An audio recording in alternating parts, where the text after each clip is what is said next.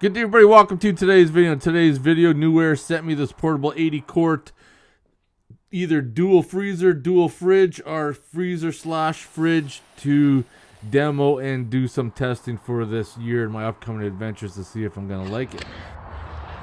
I'm not gonna lie to you.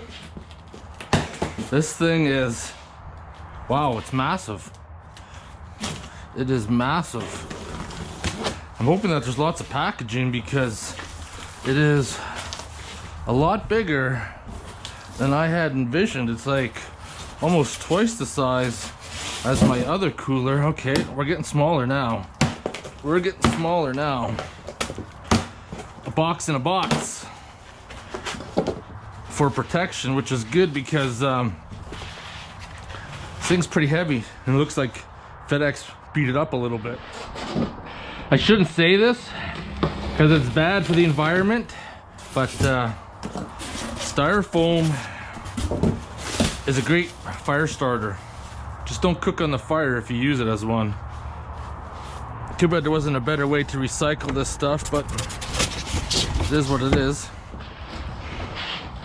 All right, let's kind of break this apart now. It's got staples on opposite ends.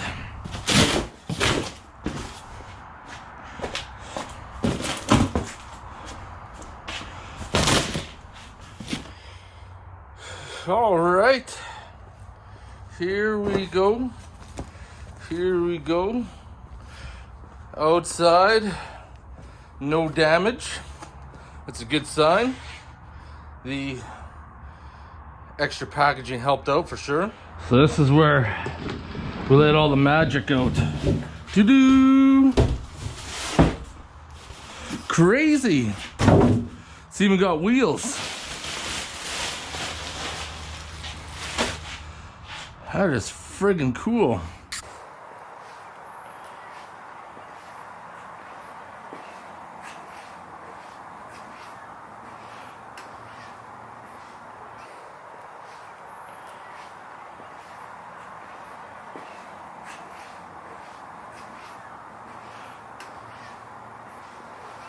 So this one compared to my other cooler is 1 foot longer, 2 inches wider. It's got this secret compartment that you could smuggle stuff across the border. Whoops, I mean, you can put probably your cables and stuff in there. I like that. Little trap door. It's got wheels. Handle that slides out. This is your touch screen. I'm not going to power it on today because it needs to sit for 12 hours and I don't know if you're sitting upside down in transport or what. So I'm going to leave it the way it is. People are going to ask. It says on the back, does have a LG compressor. It is fairly lightweight. 2 big compartments. It looks like you can most likely swap the doors around, which is the case to fit your needs.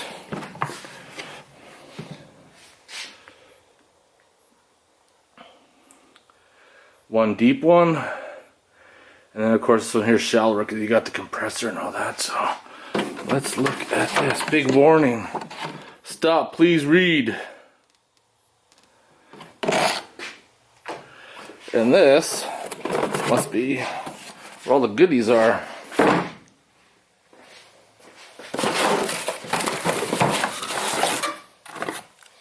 Yeah, 12 volt and your AC/DC adapter.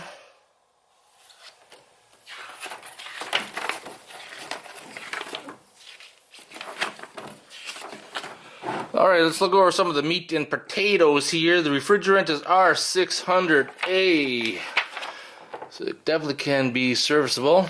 Fast cooling to -4 degrees, -20 degrees Celsius when ambient room temperature is 77.25. 3-stage low voltage battery protection. CFC, free and low energy consumption. DC 12, 24 volt RAC. Robust wheels and stretchable handle. dual zone for cooling and freezing, LCD display for temperature setting.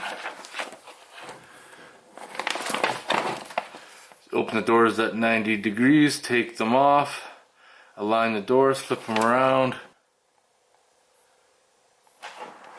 That'll come in handy if you ever need to service it. It's the things that everybody wants to learn about, adjusting the temperature. I want to know is, how do you adjust each side? Left zone. Oh, left compartment, right compartment. There we go. Left zone, press plus or minus to adjust temperature. Right zone, press followed by little star wheel then to adjust temperature. So cooling mode, eco or fast cooling. Fast cooling apparently draws a lot of energy. It says right there, the compressor will cool down at a faster rate, consuming more energy. In a vehicle, it's probably best to keep it in eco mode.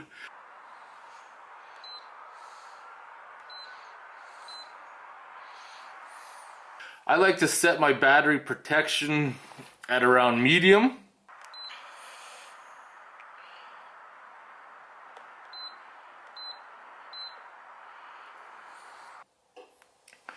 Sometimes low can be too low to even start.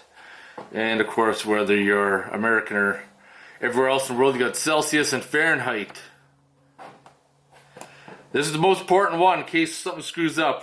Reset setting. Power off the electrical cooler by holding the setting button star until E1 is displayed on the screen. And of course, your troubleshooting guide, which is good, very good.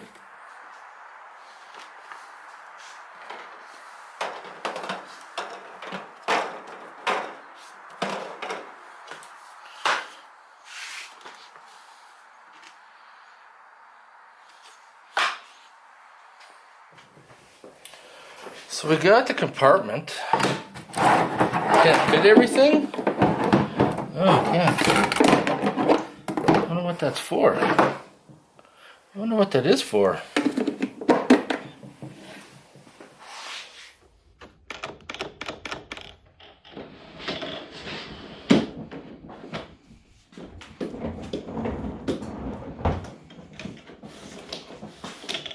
What's really nice is that both cooler doors or compartments have lights.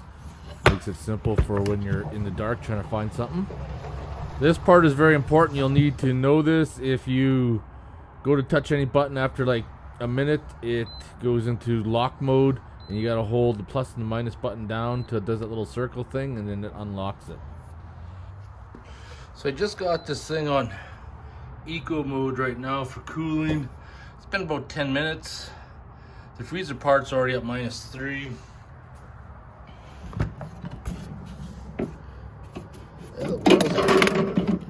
Definitely feel the coolness in the walls. Yeah, you feel the coolness in that one too. What's nice about this cooler is that they got some corner guards on the bottom and the front, because you know you're gonna be banging it around.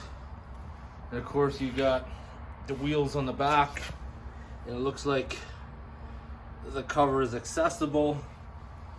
It's got an LG compressor, so you could probably get this serviced and repaired locally as well, instead of having to send it away if you had any issues, which is good. Unless of course the compressor got shot and something like that. The compressor's usually pretty expensive to source one out.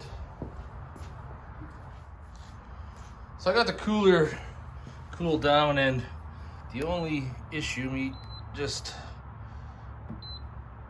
unlock that, is that the cooler side is at -1 and then -12, but I actually have the cooler side set for 5. There's a fluctuation of degrees. It all depends.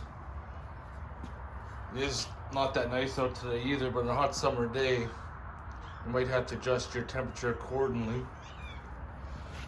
But open up the door, it definitely feels kind of chill. And this is a freezer compartment. Oh yeah, I can already feel ice is starting to build up on the side there.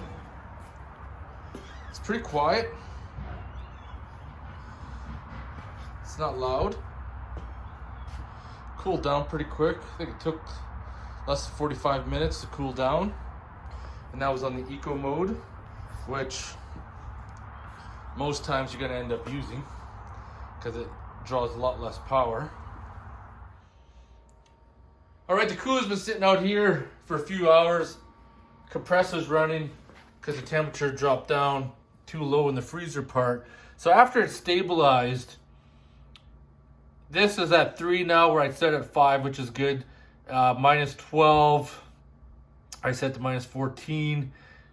The compressor's running, so it's gonna cool down. We're gonna see where it's gonna be when it settles, but hopefully you can pick that up. It is not very loud at all. All right, the compressor just quit. Let's have a look, which is good. The cooler compartment stayed at 3 degrees, minus 15 in the freezer compartment. Oh yeah. Yeah, that's looking good. That is nice and cool in there for sure.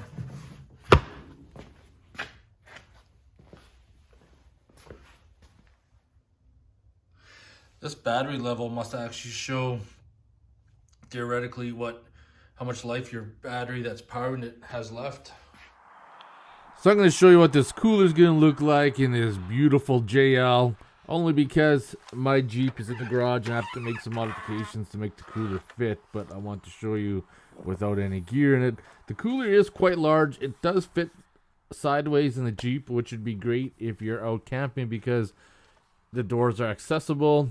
Freezer and cooler side, because we all know when you're out in the wilderness on a hot summer day, you might want to have some ice cream. That is an absolute must when you're out camping, some ice cream. Definitely. But I'm going to put this cooler through the test and see how it's going to perform over this next year.